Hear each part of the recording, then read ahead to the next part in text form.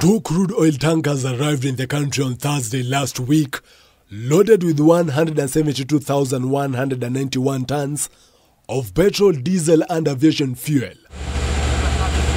According to Deputy President Rigathi Gachagua, who received the two oil vessels, the maiden oil imports were realized after the Kenyan government signed a government-to-government G2G deal with UAE's Abu Dhabi National Oil Corporation Global.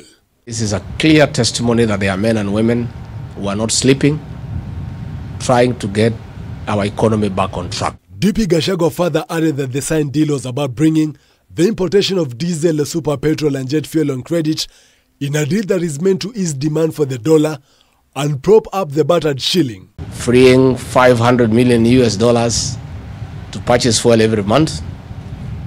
The demand for the dollar will come down and the shilling will gain.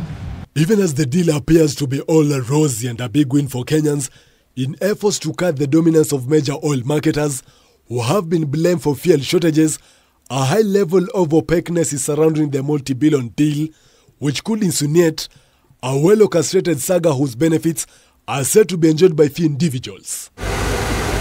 The abandonment of a 7-year policy of open tendering system OTS driven by the private sector for the government-to-government option was replaced in January this year by Energy and Petroleum CS David Chirchir, who published new regulations for petroleum importation under Legal Notice number 3 of 2023. The ability of the dollars in the market today to offtake the petroleum products, so that we have petroleum products, but the oil marketing companies can't get enough dollars to offtake the product and take it to the pump. And now Gulf Energy, Oryx Energies Limited, and Galana Oil Kenya are the three companies settled to supply products locally.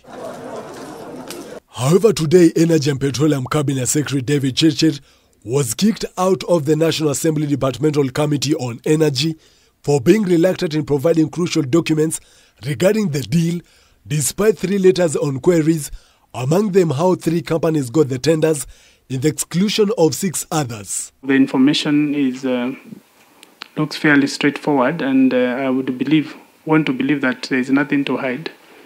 Why then would the ministry not provide such information? With the details emerging that the UAE companies are privately owned, the Vincent Musyoka chaired committee also want to verify the MOU that has since been termed as government-to-government G2G. Issues surrounding G2G should be dispensed of as fast as possible. We needed to know a lot, especially on this subject of G2G. We were specific. We requested for the following information: copies of Memorandum of Understanding between GOK and prospective suppliers. I am still not convinced there's been a good reason why such information has not been provided. The documents sought by the committee are also crucial in providing the prices per metric ton for freight and premium to be compared with the same prices under the open tendering system that the country has since dropped. The issues, maybe the ministry is not taking them seriously or brushing them off. And this now will cause all of us some collective failure and not achieve the main goal that we want. Speculation is emerging that the prices per metric ton imported from UAE could surprisingly be high to the benefit of a few individuals, a possible reason as to why the ministry has remained opaque on the deal. You know, we all want success, but of course, if we take shortcuts, then a good initiative is going to collapse because maybe one of us along the way has failed maybe to do a bit of due diligence. According to CS Chirchir, however, the change of policy was in the goodwill of strengthening the Kenyan shilling against the US dollar. Documents are available, and I honestly do not understand why, if there's been communication that has not been brought to my attention, why the response have not been made. As it stands now, according to the committee, it's only after the Ministry of Energy and Petroleum provides the requisite documents that it will be able to rule out a possible saga in the multi-billion importation of oil deal.